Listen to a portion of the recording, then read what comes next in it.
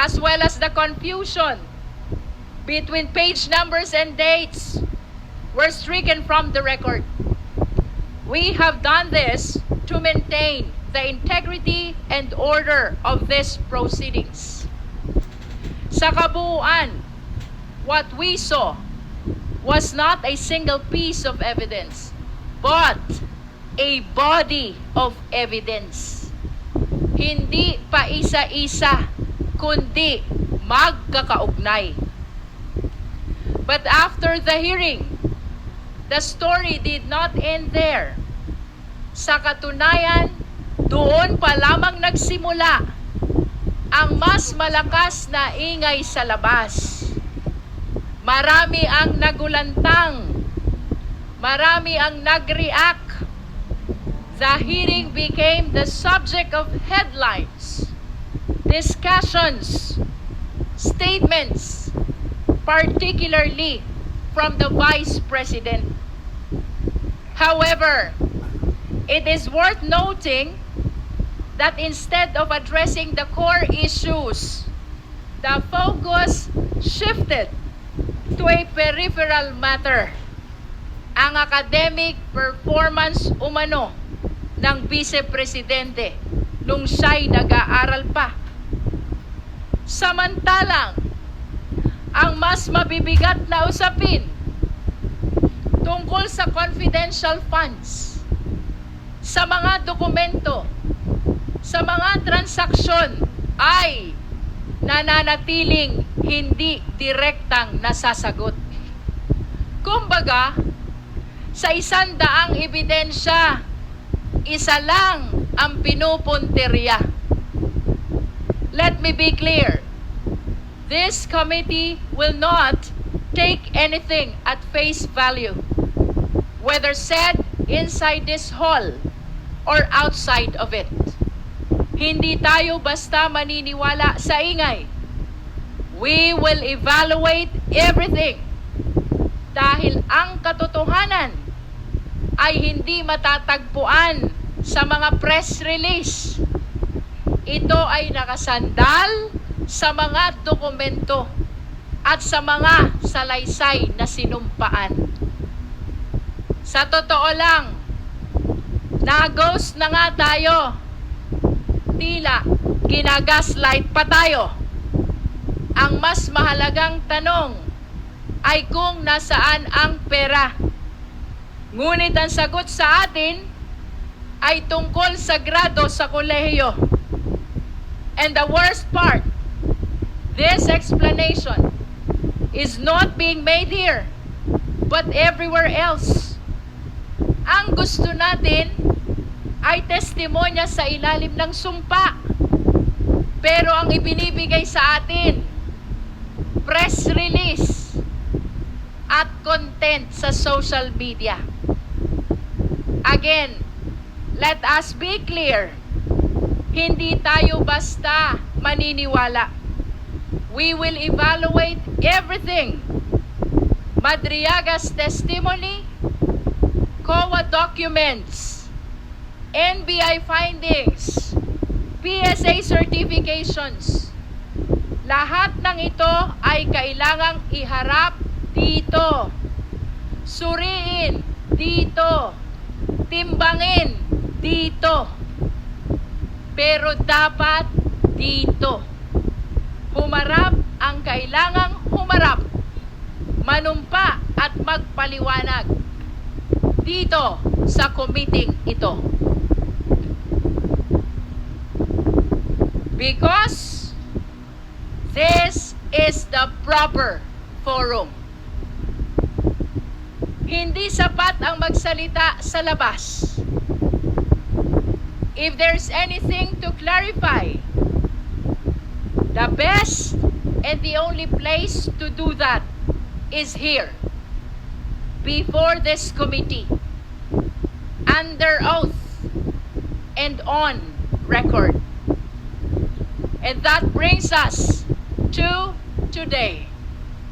Ngayong April 22, malinaw, the work of this committee continues. Ang mga isyong inilahad ay hindi natapos noong nakaraan. Today, we expect further evidence from the Office of the Ombudsman, from the Bureau of Internal Revenue, from the Securities and Exchange Commission, and especially from the Anti-Money Laundering Council. We also anticipate testimonies that will help contextualize the data before us, and that includes from former Senator Sani Trillanes. Kung mapapansin ninyo, ang pag-uusapan natin ngayon, mga numero, SALN, tax records from BIR, reports from AMLC. This is the part where the numbers have to be studied, compared, analyzed. And numbers, take note, unlike people, numbers do not have motives. Numbers do not lie. Again, numbers do not lie. At dito po, nagiging mas mabigat ang usapan. Because when we speak of numbers, we are no longer dealing with opinion, spin, or even narrative. We are confronting cold, unyielding facts. Hindi ito napapakiusapan. Hindi ito natatakot. Hindi ito napipilit magsinungaling. A number either matches or it does not. At higit sa lahat, hindi po ito basta numero lamang. Pera ito ng taong bayan.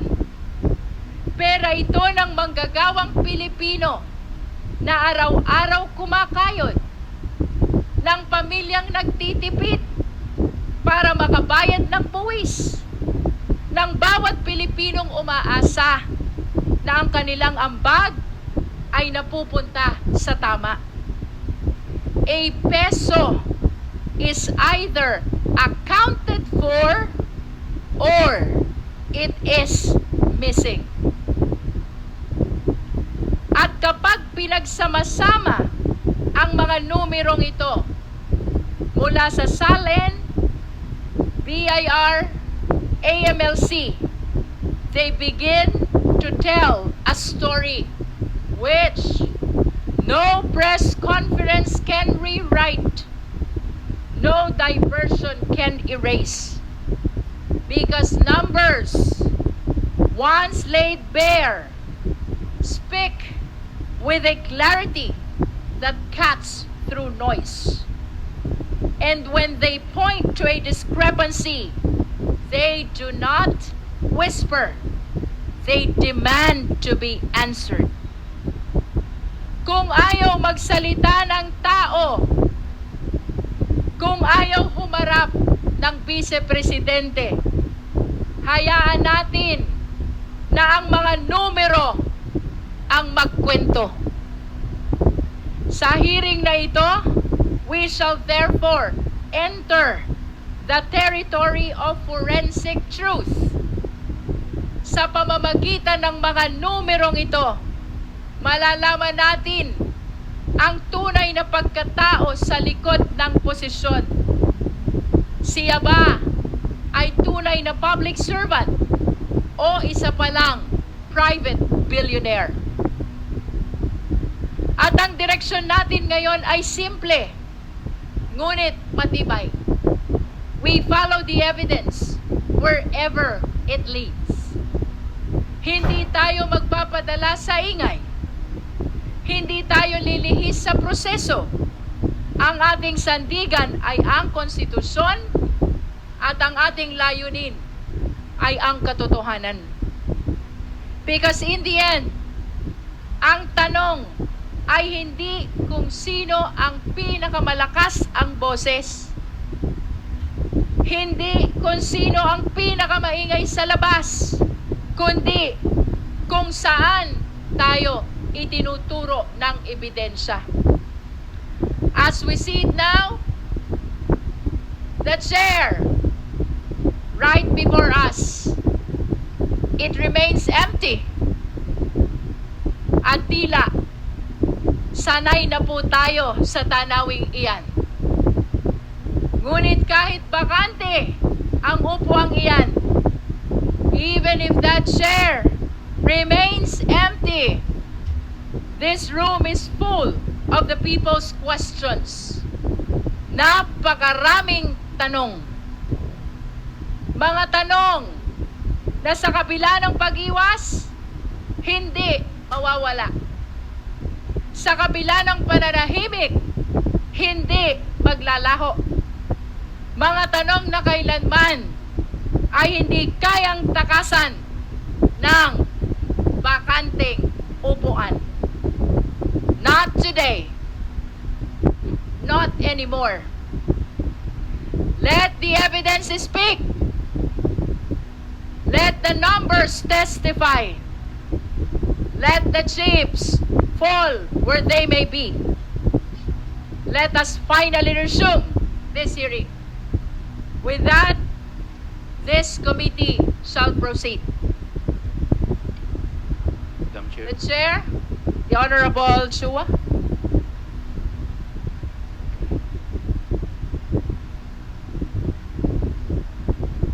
The Chair directs the Committee Secretary to call the case. Thank you, Madam Chair. Impeachment complaints against Vice President Sara C. Duterte, filed by Reverend Father Joel Saballa et al. And endorsed by Representative Laila M. De Lima, and filed by Attorney Nathaniel G. Cabrera, and endorsed by Representatives Bienvenido M. Abante Jr. and Francisco Paulo P. Ortega V. Let it be placed on the record that the Committee Secretary called the Vice President, and it appears that the Vice President is still not present in our hearing. The Chair likewise direct the Committee Secretary to call the complainants, at least to be acknowledged. COMSEC. Complainants in the Saballa et al. Impeachment complaint: Father Joel Tadena Saballa, Father Rogelio del Rosario, Sister Geraldine Denoga DC, Pinky Tam, Father Joselito Sarabia CM, and Pastor Leonardo Arevalo. And the counsels for the complainants at Attorney Amando Virgil Ligutan and Attorney Stephen Magallon. The Chair acknowledges the presence of complainants in Saballa et al. Complaint. The second impeachment complaint, COMSEC, please. For the Cabrera impeachment complaint, Attorney Nathaniel G. Cabrera, complainant. May we know if Attorney Cabrera is present? No one answered. Let it be placed on the record that while the Saballa et al. Complainant are present, Attorney Cabrera is not present in our hearing today. The Chair likewise direct the Committee Secretary to call the resource person for today's hearing. Thank you, Madam Chair. On behalf of the Committee on Justice, we would like to acknowledge the presence of the following resource persons. From the Office of the Ombudsman, Ombudsman Jesus Crispin C. Remulla, Assistant Ombudsman Jose Dominic F. Clavano IV, Assistant Ombudsman Luis Gonzaga S. Bonoan Jr., Assistant Ombudsman Armando S. Sanchez Jr., Attorney Mr. Chairman, Karen S. Madam Chair, could we ask those called to acknowledge that they are present? We are requesting the Raise resource persons to please We already rise saw as your names are called. your hand. We already saw the appearance and the acknowledgement of our colleague, Congressman or Ombudsman Remulla. Thank you. For the succeeding resource persons, please rise as your names are called by the Committee Secretary. Attorney Karen S. Batu, OIC of the CRD, Attorney Jeffrey L. Ravelo, GIPO 3, Assistant Ombudsman Eliseo D.C. Cruz, Assistant Ombudsman Margaret Andaman. From the Bureau of Internal Revenue, BIR Commissioner Attorney Charlito Martin R. Mendoza, Deputy Commissioner Attorney Larry M. Barcelo, Deputy Commissioner Attorney Marisa O. Cabreros, OIC Regional Director Narciso T. Laguerta, Revenue District Officer Trinidad A. Villamil, Revenue District Officer Jefferson B. Taboga, Mr. Charlie I. Esto, OIC Revenue District Officer Joseph B. Arguelles, Revenue District Officer Joseph Melchor D. Ebalia, OIC Revenue District Officer Ellen S. Tampos, Miss Celia Rizalinda A. Mabanag, Miss Anne Lorraine C. Garcia Marquez, Attorney Rachel Caroline Villachon, Mr. Rupert Ambil. From the Securities and Exchange Commission, Attorney Gerardo F. Del Rosario, Attorney Romuald C. Padilla, Assistant Director Algin M. Lacanaria. From the Anti-Money Laundering Council, Executive Director Attorney Ronel U. Buenaventura, Attorney Anthony Lawrence M. Morales, Attorney Arnold T. Cabanlit, Attorney Erano A. Dumale, and former Senator Antonio Sani F. Trillanes IV. That's all, Your Honor. Except for the resource persons who have taken their oath already during our last hearing on April 14, may we request the rest of the resource persons to please rise so that the oath will be administered. Comsec, please. Please raise your right hand. You swear to tell the truth, the whole truth, and nothing but the truth before this committee? Thank you. For the organized presentation of our evidence and resource persons, the chair would like to announce the order of presentation of our resource persons.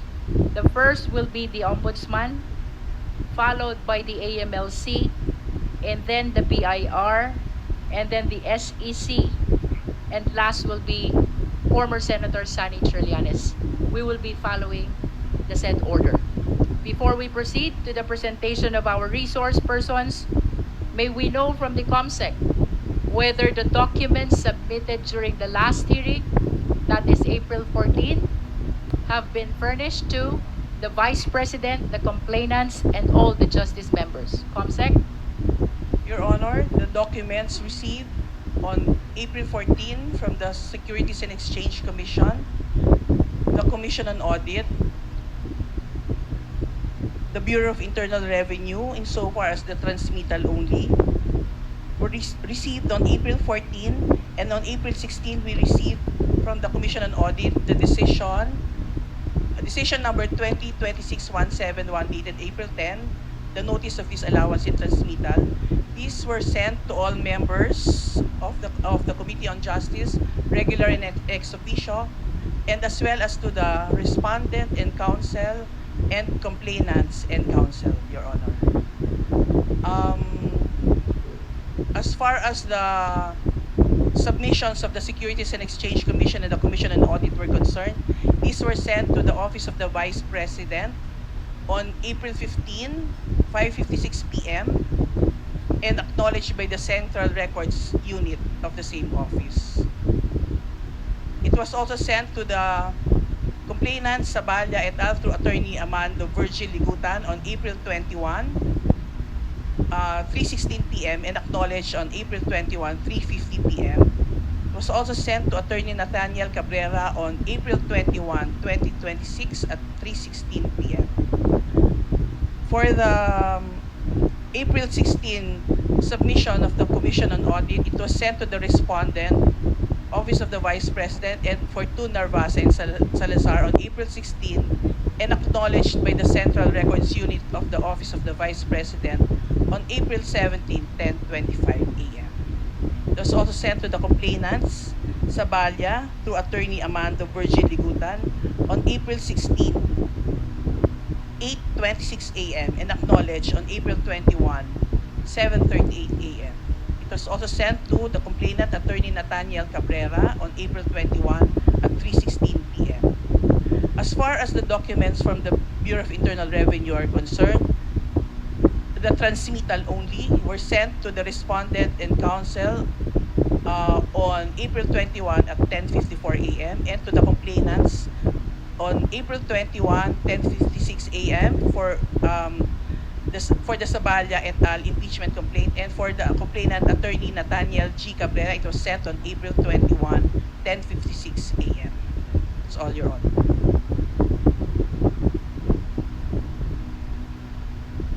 Thank you, Comsec. We shall now commence the presentation of our resource persons, including the documents that they will be submitting to this committee.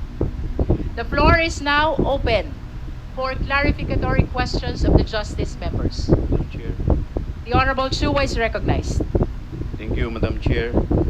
Madam Chair, since nandito na po yung ating ombudsman, base po sa imbitasyon ng subpoena na itong committee, pwede po ba ako mag-proceed para sa clarificatory question? You may proceed, Honorable Chua. Thank you, Madam Chair. Mr. Ombudsman, kayo po ay naanyahan ngayong araw para makapagdala po ng salin ng ating Vice President base po sa para po makatulong sa amin sa determination of probable cause sa salin violation or sa ill-gotten wealth. O pwede ko po bang matanong kung dala po ninyo yung salin ng ating Vice President? Magandang umaga po. Dala po namin ang mga salin na hinihingi po ng komite ayon sa subpoena duces tecum na inyong ibinigay sa amin.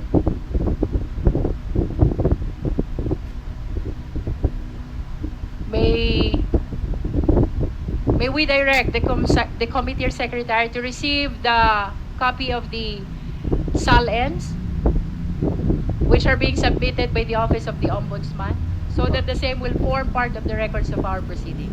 Ombudsman?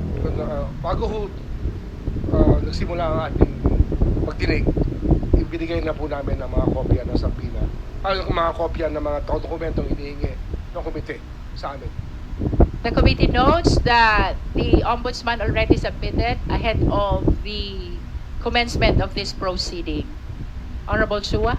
Thank you, Madam Chair. Madam Chair, gusto ko pong tanungin ng ating Ombudsman kasi base po dun sa paragraph 107 ng Sabalya Complaint, ang ating pong Vice Presidente ay naging Vice Mayor ng Davao noong taong 2007 hanggang 2010. At siya rin po ay naging alkalde ng Davao mula 2010 hanggang 2013, 2016 hanggang 2019, at 2019 hanggang 2022. But I notice, Madam Chair, ang naibigay lamang sa ating mga dokumento dito ay mula 2016 hanggang 2024. Pwede ko po bang malaman nasaan po yung SALN nung taong 2007 hanggang 2015 nung ang ating pong Vice President ay Vice Mayor at Mayor ng Davao? Isang isang paglilinaw. Kasama ko po dito ang aming opisyal ng Ombudsman, si Attorney Karen Batu ng Central Records Division, upang sumagot po sa mga tanong na partikular tungkol po sa mga dokumento, sapagkat hindi ko po nakakikita itong mga dokumentong ito sapagkat iba po ang aking ginagawa sa Office of the Ombudsman. Maaari po, ipasa na po ang mikropono kay Attorney Karen Bat. We recognize Attorney Batu. Please answer the question. Good morning, Your Honor. Based po dun sa submission namin earlier before the proceedings, kasama po sa sinabit namin yung 2007 to 2012 SALN ng ating Vice President. May certification din po tayo na yung subpoena po kasi ay from 2007 to 2013, 2016 to 2022. So yung 2015 po hindi po kasama sa mga sinasabina sa Office of the Ombudsman. Ang kulang lang po sa mga sinabit namin. Attorney Batu, if I may interrupt, kindly speak closer to the microphone. Sorry po. Sorry po. Ulitin ko po, Your Honor, ang meron po kaming sinabmit 2007 to 2012. Yung pong mga SALN na yon came from our office of the area office from the Mindanao. Kasi sila po yung repository or custodian ng SALN during the time na City Vice Mayor and Mayor po yung ating Vice President. So we requested pa po. So kasama po yun ngayon sa sinabmit namin. Nandun po yun sa submission namin before the proceeding. Okay, kasi meron lamang po ako dito is 2016 hanggang 2024.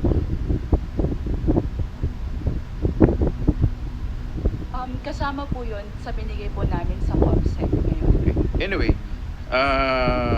with that, siguro magsisimula na lang akong magtanong from 2016 to 2024 dahil yun lang ang meron akong record dito at hindi po sa akin na ibigay ng If I may interrupt, Honorable Chua. COMSEC, please be directed to provide copy of the SALN submitted by the OMB to the justice members. 1 And minute later recess. to the complainant and the respondent.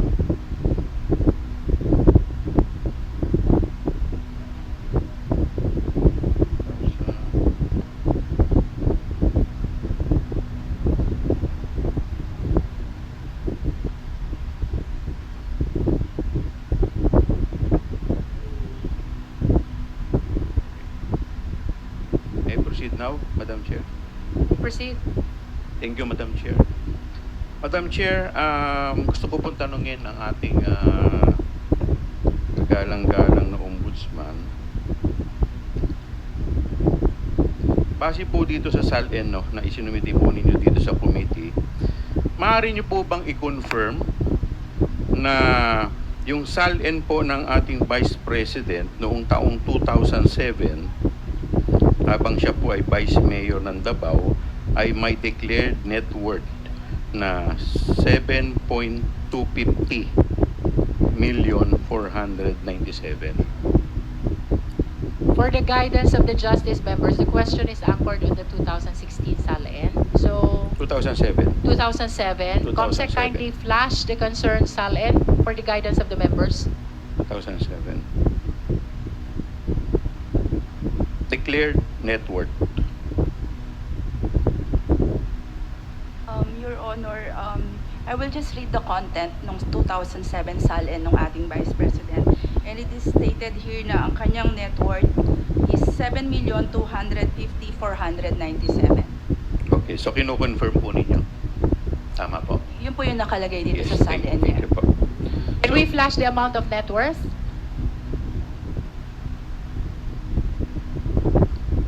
There, 7,250,000. Alright. So dito po sa 7,250,000 sa kanya pong SALN, magkano po yung kanyang dineklara na cash at saka cash deposit?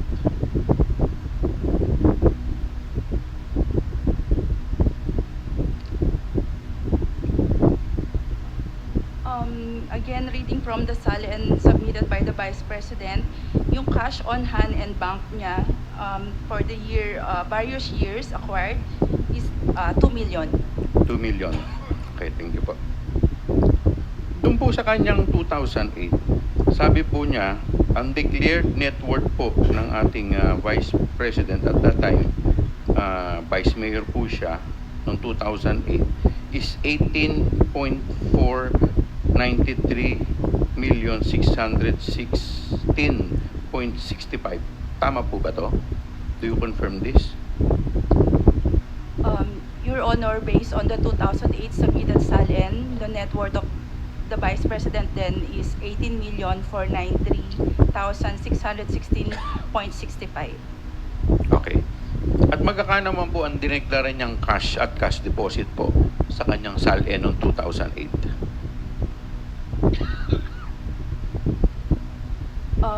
Ang declaration po niya dito sa kanyang 2008 SALN is 2 million din po, Your Honor. 2 million na cash. Salamat po. Punta po tayo sa kanyang SALN noong 2009 habang siya po ay Vice Mayor ng Davao. May declared net worth po siya na 18,821,264.65. Tama po ba?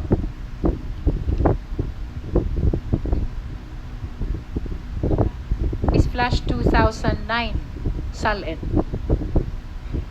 Your Honor, again, reading from the 2009 submitted SALN of the Vice President, ang kanyang net worth then is 18,281,264.65. Ano pa? 18 million 281,264.65. at 281, sorry.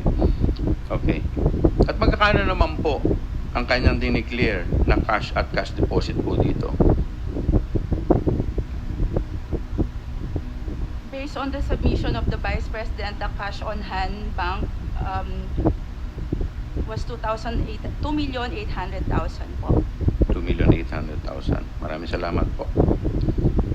Dumako naman po tayo sa 2010 na SALN ng ating Vice President habang siya po ay Vice Mayor ng Davao. Meron po ditong nakadeclared na net worth na 16,242,886.65. Kinukumpirma po ba ninyo to?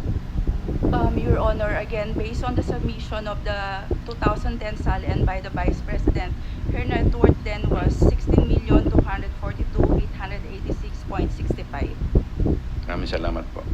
At magkakano naman po yung halaga na idineklara niya na cash at cash deposit po sa kanyang SALN noong 2010? SALN.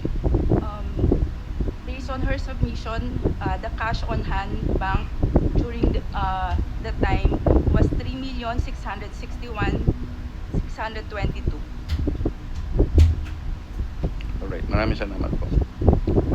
Dumako naman po tayo sa 2011 na SALN po ng ating Vice President habang siya po ay Vice Mayor ng Davao.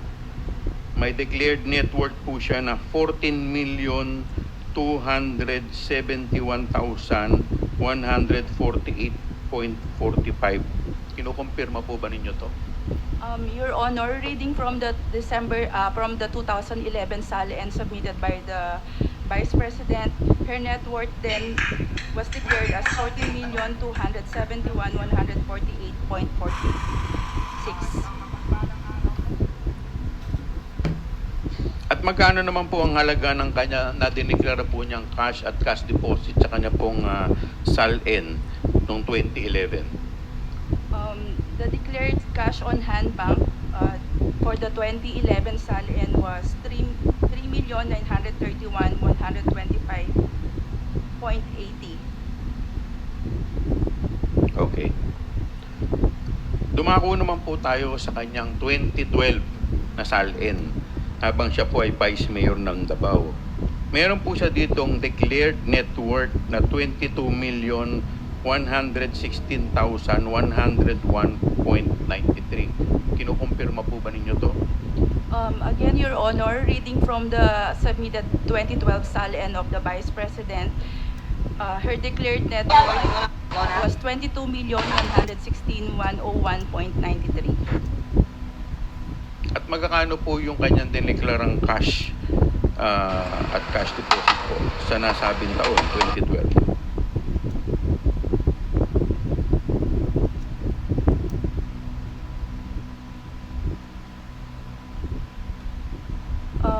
Your Honor, yung declared cash on hand bank niya for the 2012 SALN was 4,320,532.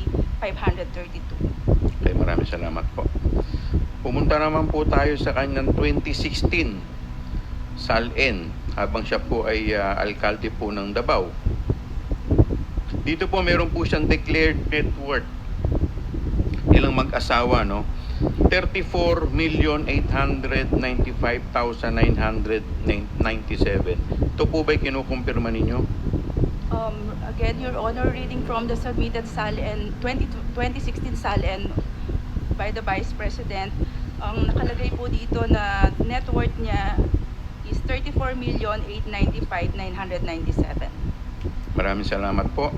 At magkakano naman po yung kanyang dineklara na cash at cash deposit sa kanyang 2016 SALN? Dito po sa kanyang 2016 SALN, ang nakalagay po na cash on hand bank, 3,750,760. Maraming salamat po. Dumako naman po tayo sa kanyang 2017 SALN. Habang siya po ay alkalde ng Davao City, sabi po sa kanyang SALN, siya po ay nagdeklara ng 44,828,759. Kinukumpirma po ba ninyo to? Your Honor, reading from the submitted 2017 SALN of the Vice President, her net worth then was 44,828,759. Maraming salamat po. At magkakano naman po yung kanyang declared cash at cash deposit noong taong 2017? Based on her submission, Your Honor, the cash on hand and bank was declared to be 6,368,596. Maraming salamat po. Dumako naman po tayo sa kanyang 2018 SALN habang siya po ay alkalde po ng Davao City. Tama po ba na ang declared net worth po nilang mag-asawa ay 49,699,728? Kinukonfirm po ba ninyo to? Your Honor, again, I'm reading from the 2018 submission, SALN submission of the Vice President. Ang kanya pong declared net worth then was 49,699,728. At magkakano man po dyan yung kanyang declared na cash at cash deposit noong taong 2018? Based on her submission, Your Honor, ang declared cash po niya was 3,795,000. Alright. Dumako naman po tayo sa kanyang 2019 SALN habang siya po ay alkalde po ng Davao City. Ang kanya pong declared net worth nilang mag-asawa ay 55,613,051. Tama po ba to? Do you confirm this? Your Honor, I'm reading the 2019 SALN submitted by the Vice President, and it is stated here that her net worth for then was 55,613,051 po. At magkakano naman po yung kanyang cash at cash deposit noong taong 2019?